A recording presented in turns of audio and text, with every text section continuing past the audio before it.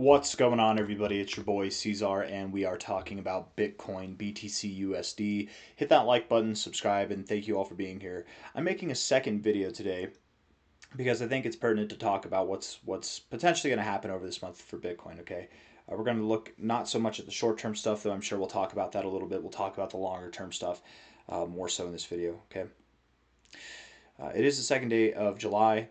It's a brand new month, right? We've got 29 days, 11 hours left, probably closer to 10 hours left in this month. We're up to 6% so far, which is awesome, which is nice. It's great. We're still in a bear market. Okay. It's very important that you understand, and especially because I don't believe we're at the end of the bear market.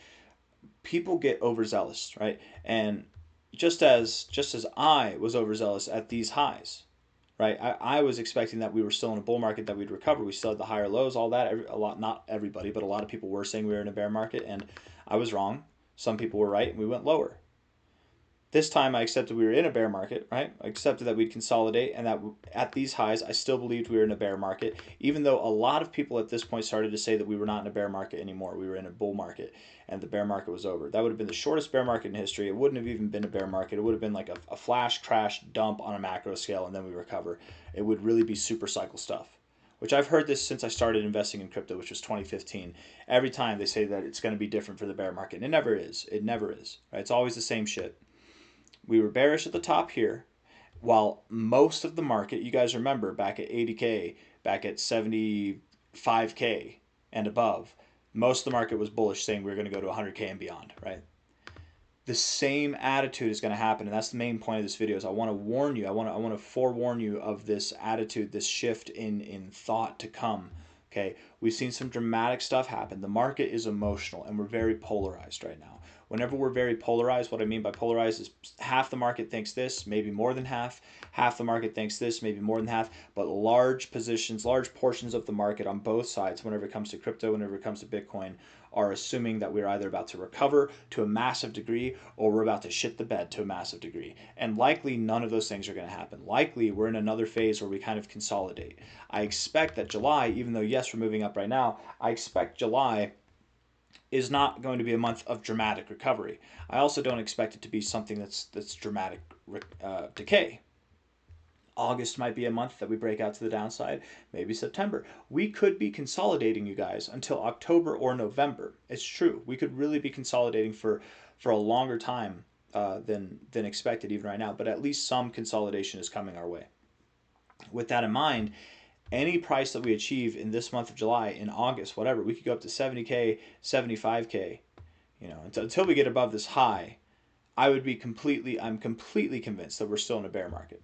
We get above this high, we'll get above that high, and then we'll come down. People will think we're in a bear market, but it'll be a higher low, right? If we can get a higher high, at that point, the bear market is over. But even still, guys, the bear market, this would be the shortest bear market we've ever seen. I want to go over that real quick, okay?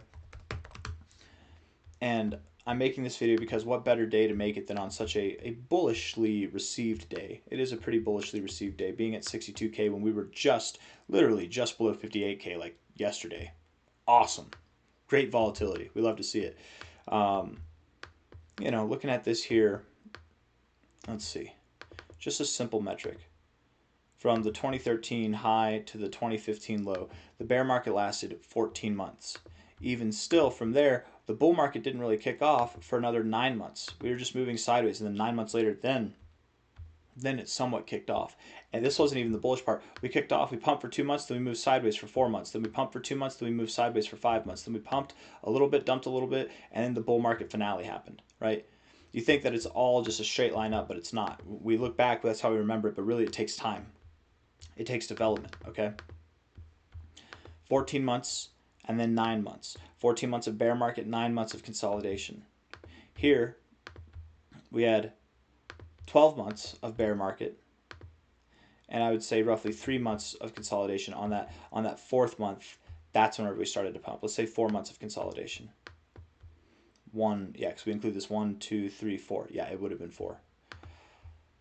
Bear market starts here. It ends 12 months later. 12 months later, and then we still had 2 months of consolidation. And really, from the low, we had 2 months of consolidation. But really, we had about 7 months of consolidation, right? from the low, we had 4 months of consolidation. Really, I mean, if you take this into consideration, 5 months of consolidation. 5 months, 7 months, 9 months of consolidation, right? The bull market doesn't start even after the bear market low. We have this lull phase that lasts for over a quarter of a year, sometimes over half a year, right? We have this lull phase, and we're probably going to see it now. We've seen it every single cycle so far. The very first cycle, we didn't have it. It's debatable that this was even a bear market, right? This could have just been one grand cycle in itself. This market right here, after all, we didn't actually have a halving until 2012, which was November. This is the very first halving was in 2012. So, I mean, this could all just be one grand bull cycle. It's kind of the very first cycle was a super cycle in that sense. You could say this is a bear market, but it doesn't look or behave like any of these other ones did. However, when you did crash, you did have a lull phase for a very long time before things kicked off again, right? Anyways, 12 months from high to low, 12 months from high to low, 14 months from high to low, 9-month lull, 4-month lull, 7-month lull overall. Because again, from the low it was 2 months, but if we consider all this to be part of the lull, which I think it's completely appropriate to do, it's a 7-month time frame. We look at this here from the high in October of 2025. Just in case we're confused, it's only been 9 months. This would still mark the shortest bear market in history, the shortest by a large degree, guys. Okay, and by the way, this isn't a full 9 months. This is really 8 months, because that right there, that's just the beginning. That was the first day of July that we found the low, right? That wasn't the whole month of July. Let me think. October, November, December, January, February, March, April, May, June, July. I guess because it was the beginning of October. Okay, to be fair, it is about 9 months, because beginning of October, it was October 6th that we topped. Beginning of July, okay, I guess it was 9 months, right? Because all of October to November, December, January, February, March, April, May, June, July. Time math is weird, but 9 months checks out. At any rate, still about a quarter of a year less than what we've been accustomed to the last couple of bear cycles, and still further away from this 14-month period here. Maybe we see a 10-month bear cycle. Maybe we see a 13-month bear cycle. Maybe it's exactly 12 months. But 9 months, I'm having a hard time wrapping my head around that. I mean, it's possible. It is possible. Anything's possible. But still, historically speaking, we've seen that. And let's say that this is the end of the bear market. Let's play both positions. I'm personally of the belief that we have lower to go. I'm personally of the belief that the bear market low is not in. However, if it is in, likely we will have a lull where we move sideways for quite some time. And perhaps we've already been moving sideways, right? It's already been, let's see, we're on our 5th month now. But last cycle we had 7 months. The cycle before we had 4 months. I guess, that's fair in that range. And then 9 months, right? A little bit more of a dramatic drop, though, to be fair, to finish out that cycle. Where here it's not as dramatic. I would think that we have more of a lull to go.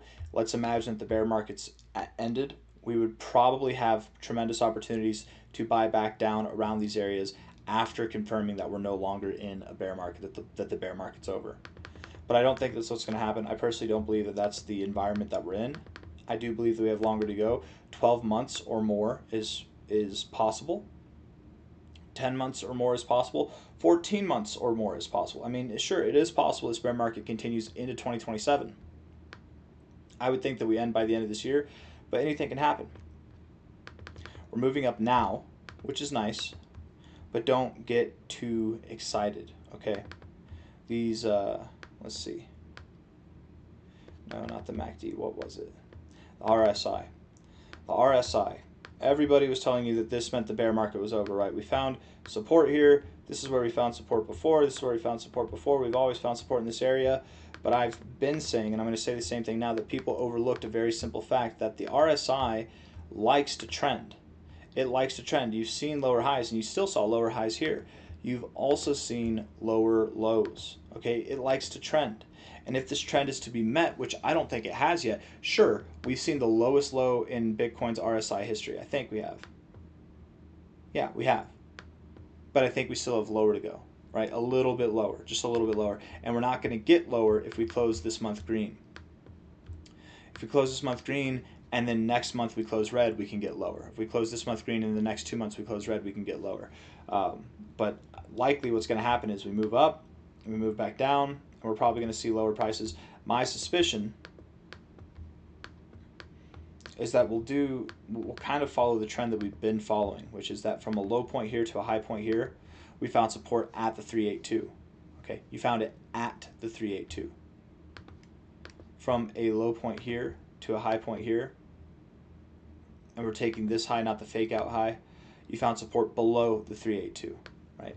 The very first pivot that we ever saw in Bitcoin's history, whether it was a bear cycle or not, we found support above the 382. Okay, so above the 382, at the 382, and then just below the 382. Likely what happens next is we will find support right at or around the 0.5. Right at or around the 0.5. We're probably going to go below the 382 as we have historically.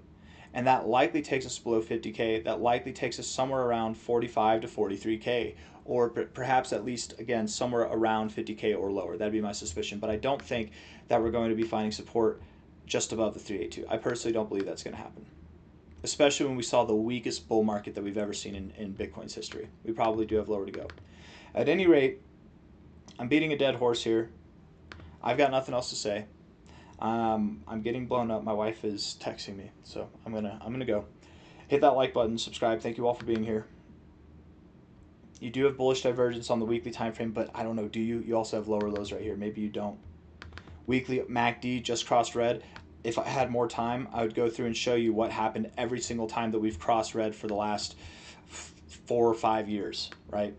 Whenever we cross red on the weekly MACD, it does not bode well for the price. We're up right now, which is nice, but the months ahead will likely not be so nice. Likely we have lower to go, my friends, okay? Take care. See you on the next one. Hit that like button. Bye-bye.